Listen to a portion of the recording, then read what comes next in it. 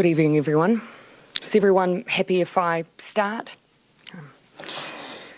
I have now had the opportunity to be fully briefed with the details of the unprecedented events that took place in Christchurch this afternoon. It is with extreme sadness that I tell you that as at 7 p.m. tonight, we believe that 40 people have lost their lives in this act of extreme violence. 10 have died at Linwood Avenue Mosque, 3 of which were outside the mosque itself. A further 30 have been killed at Deans Avenue Mosque. There are also more than 20 seriously injured who are currently in Christchurch A&E. It is clear that this can now only be described as a terrorist attack. From what we know, it does appear to have been well planned. 2 explosive devices attached to suspects' vehicles have now been found and they have been disarmed. There are currently 4 individuals who have been apprehended, but 3 are connected to this attack who are currently in custody. One of which has publicly stated that they were Australian-born. These are people who I would describe as having extremist views that have absolutely no place in New Zealand and, in fact, have no place in the world. While we do not have any reason to believe at this stage that there are any other suspects, we are not assuming that at this stage. The Joint Intelligence Group has been deployed and police are putting all of their resources into this situation. The Defence Force are currently transporting additional police staff to the region. Our national security threat level has been lifted from low to high. This, I want to assure people, is to ensure that all our agencies are responding in the most appropriate way. That includes at our borders. Many of you will have seen that Air New Zealand has cancelled all turboprop flights out of Christchurch tonight and will review the situation in the morning.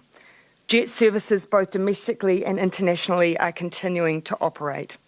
I say again, there is heightened security. That is, of course, so we can assure people of their safety, and the police are working hard to ensure that people are able to move around their city safely. I have spoken this evening to the Mayor of Christchurch, and I intend to speak this evening to the Imam. But I also want to send a message to those directly affected. In fact, I'm sure right now New Zealand would like me to share a message on their behalf too. Our thoughts and our prayers are with those who have been impacted today. Christchurch was the home of these victims. For many, this may not have been the place they were born. In fact, for many, New Zealand was their choice, the place they actively came to and committed themselves to, the place they were raising their families, where they were part of communities that they loved and who loved them. It was a place that many came to for its safety, a place where they were free to practice their culture and their religion. For those of you who are watching at home tonight and questioning how this could have happened here, we, New Zealand, we were not a target because we are a safe harbour for those who hate. We were not chosen for this act of violence because we condone racism, because we're an enclave for extremism. We were chosen for the very fact that we are none of these things, because we represent diversity, kindness, compassion, a home for those who share our values, refuge for those who need it. And those values, I can assure you, will not and cannot be shaken by this attack. We are a proud nation of more than 200 ethnicities, 160 languages, and amongst that diversity we share common values. And the one that we place the currency on right now and tonight is our compassion and the support for the community of those directly affected by this tragedy. And secondly, the strongest possible condemnation of the ideology of the people who did this. You may have chosen us, but we utterly reject and condemn you. Prime Minister, how did the perpetrators of this slip under the radar of the SIS and the GCSB? What I can inform you of this time that those that, as far as I'm advised, currently in custody were not on security watch lists. That I'm sure will be a question, as if they were known from a security perspective, and they were not on any active watch lists. Of course, the police are currently questioning those in custody, so beyond that there's not too much more I can say at this time. Is that good enough that they weren't on watch lists? Was this preventable? I think that gives you an indication there, at least from that, in that regard, is they weren't on watch lists, so it's not a matter of someone having slipped under the radar. Again, though, it is early days. That's the assurance I can give people at this time. People are in custody, obviously being questioned. The Commissioner of Police will be giving an update again, roughly somewhere between 8 and 8:30. Those are questions that perhaps you can put to him again. Has there been too much attention on Muslim terrorist risk rather than white supremacy? I think we should be vigilant against the idea of extreme ideology and extreme violence and violent acts. The agency's been putting too much of their focus on one sector of the risk. You'll notice from the language that you hear from those who work in our intelligence and security services that their focus is on extremism, regardless of where it comes from. We need to be blind in that regard. It needs to absolutely focus on threat and ideology and extremism, because obviously that is what we have experienced here today. Is this a new era in New Zealand where our innocence is gone? We have undoubtedly experienced an attack today that is unprecedented, unlike anything that we have experienced before. But as I say, New Zealand has been chosen because we are not a place where violent extremism exists. We reject those notions and we must continue to reject them. This is not an enclave for that kind of behaviour, for that kind of ideology. We will and must reject it. This is a place where people should feel secure and will feel secure. I am not going to let this change New Zealand's profile. None of us should. Prime Minister, if they weren't on our intelligence agency's watch list, why not? Oh, obviously, Barry, it's an indication to you that they had not acted in a way that warranted it. Again, though, feel free to ask further questions. At this time, I'm not in a place to give you additional information beyond that. So you'll be talking presumably... Claire. Presumably Sorry, Barry, taking a question from Claire. Have you had any information from Australia about whether they were on watch lists in Australia, or what the one who has said he was born in Australia? My understanding at this stage is that they weren't on watch lists. Again, I don't want to go too much beyond this. It is early days. You'll also understand I won't want to jeopardise the case that may be taken in the future as well. I do also want to acknowledge that I have been contacted by Prime Minister Scott Morrison. I intend to speak with him directly as soon as I'm able. Advice about the risk profile. Not at this stage, but certainly the Minister of Foreign Affairs and the Prime Minister of Australia have contacted the Deputy Prime Minister and myself. Can you give us a sense of the age of the victims? Not at this stage. I will have been amongst other members of the public who will have seen the footage as the injured were being brought to Christchurch A&E, and you certainly can see from that footage there is a real range of ages there. I imagine that these would have represented particular brothers, fathers, sons. Children killed? I haven't had a breakdown at this stage, sorry, it's not information I can share. What is your advice at the moment about the The risk? Australian man clearly has a very, we now know he has a very prevalent online presence, and it seems like it's been, extended back for a couple of weeks. How is it not that they have not been put on the watch list? Again, these are obviously questions that at this point I'm unable to give additional details on. Obviously, though, that offender is in custody now, so I can give that assurance he has been apprehended. He is also accompanied by 2 other associates. He is being actively questioned, obviously. These may be additional questions that you could put to the Commissioner of Police. Questions that you're asking of your Obviously, intelligence agencies? absolutely. Again, as I say, I've given you the advice they've given me about watch lists, but obviously these are absolutely questions that we'll be asking, including access to firearms. What is your advice about any ongoing risks in either Christchurch or other centres, and what is the advice to people out there who still might be very worried about the situation? At this stage, I'm certainly asking people to continue to follow the advice of the police. Yes, we have apprehended, there have been 3 individuals apprehended. However, the police aren't taking for granted that there may well be others that that may need to be brought into custody. They've got no reason to expect that, but they haven't ruled it out. So please, in the meantime, continue to listen to police advice. But I also want to give assurance to people. The police are obviously incredibly active on the ground. They are bringing in additional police officers. The Defence Force are bringing them down. So just listen to the advice that's available to you. But we are ensuring the security of those who are moving around in Christchurch at this time. The 4th person that was arrested, Prime Minister, you say this one principal had 2 associates. Yes. The 4th person, what have they? They're not connected. They're not directly connected to the attack. Arrested in Christchurch? Sorry. Are all the arrests in Christchurch? That is my understanding, yes. Can you tell us why they've been arrested? In connection to the attacks today, or the individual that wasn't.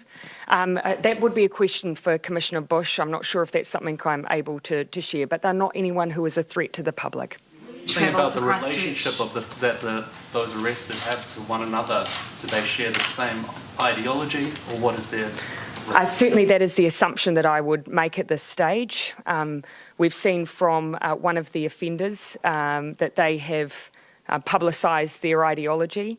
I have no reason to assume anything other than that those others who have been arrested would subscribe to the same ideology, which I can only describe as Are they extreme. New Zealanders? What's your plan for visiting? I'm not in a position to give away additional details on their citizenship at this stage, Barry. Is there anything else about the IEDs? What they were, how they were disarmed, and whether there's any risk that there could be further... You know, at this point, I think that's an opportunity to really acknowledge the work that the police are doing. You know, the apprehending of a suspect in an extremely volatile situation, really putting themselves at risk on our behalves, and I want to acknowledge that. Particularly also disarming the explosives that were, as I understand, attached to the suspects' cars. There were 2 of them. They have been disarmed now, but obviously that was a high-risk situation. Gives us an indication that there was a degree of planning around what has happened today. Was there an intention for a suicide attack? I cannot speculate around what the intention was, but again, it was attached to the suspects' vehicles. You know the IEDs being out there? Not at this stage. Attached to an individual. Yes. A message for anybody who, and the media around the world who are sharing that video and watching the live stream? Look, my message would be, you know, we should not be perpetuating, sharing, giving any oxygen to this act of violence and the message that sat behind it. We should all be condemning, obviously, what has happened here today in the peaceful nation of New Zealand. And what all of us can at least do is ensure that we do not share, spread, or actively engage in that message of hate.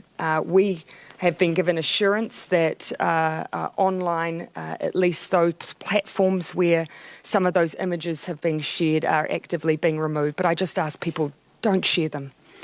Can we can we still call ourselves a peaceful nation? Yes. This is not who we are.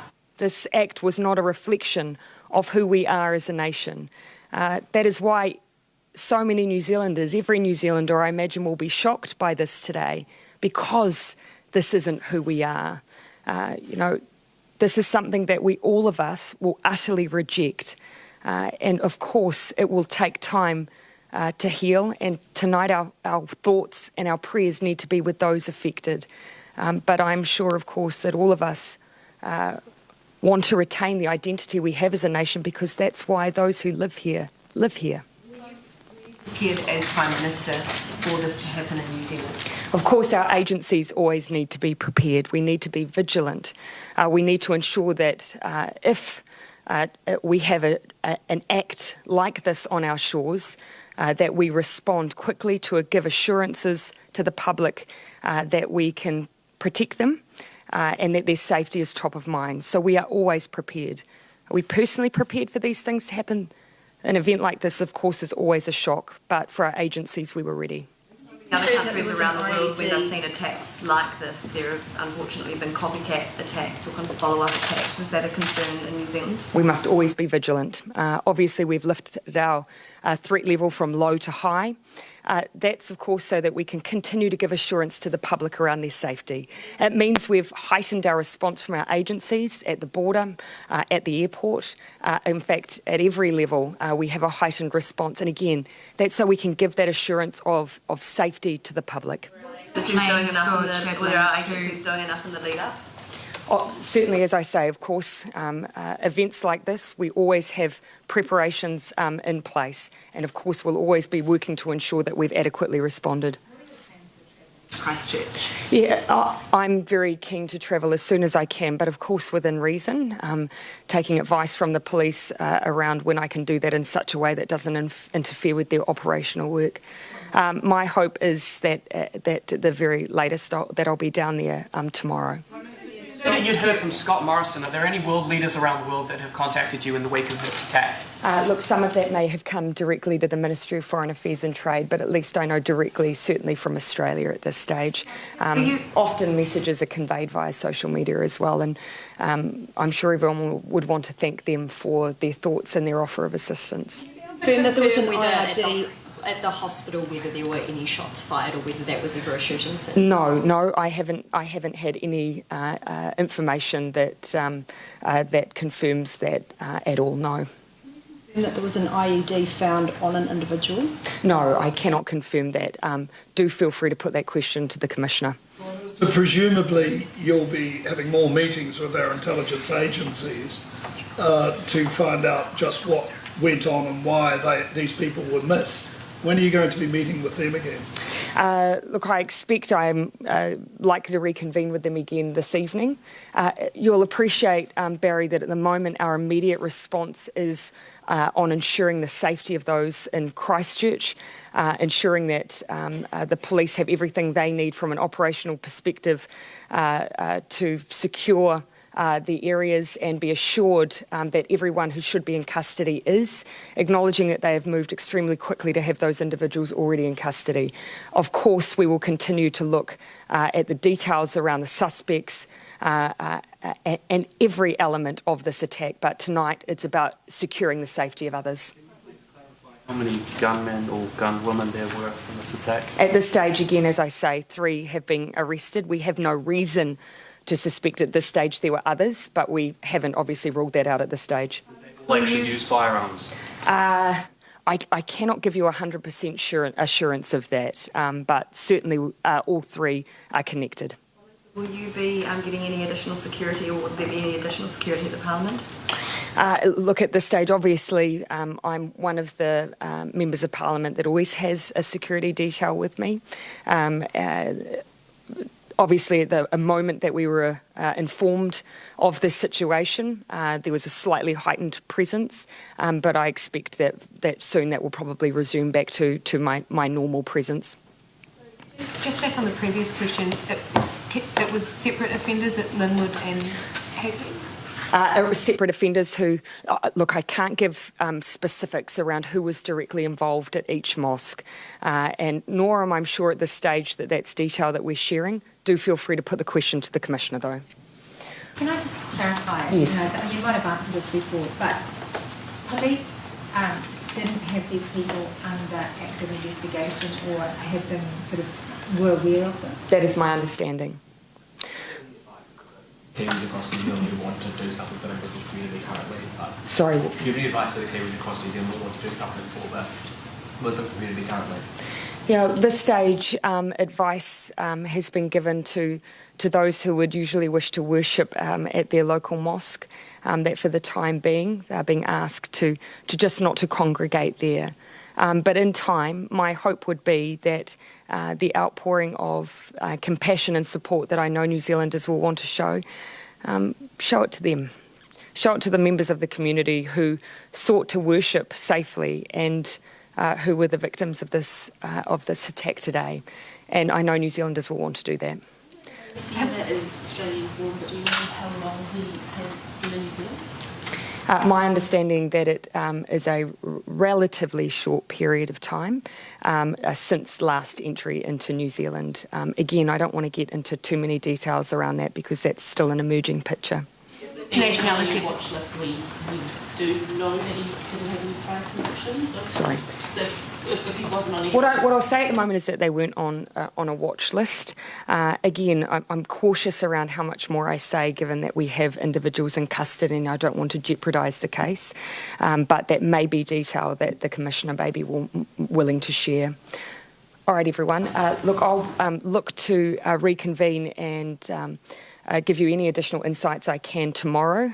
We'll be keeping everyone updated. My plan is to get to Christchurch as early as I can and as soon as the police are happy for me to do so. The bomb scare at Britain Mart, do you know if that's connected in any way? No, I certainly can't confirm that. That's nothing I've been briefed on. We'll make sure that the Commissioner is able to give you information as soon as possible. Thank you, everyone.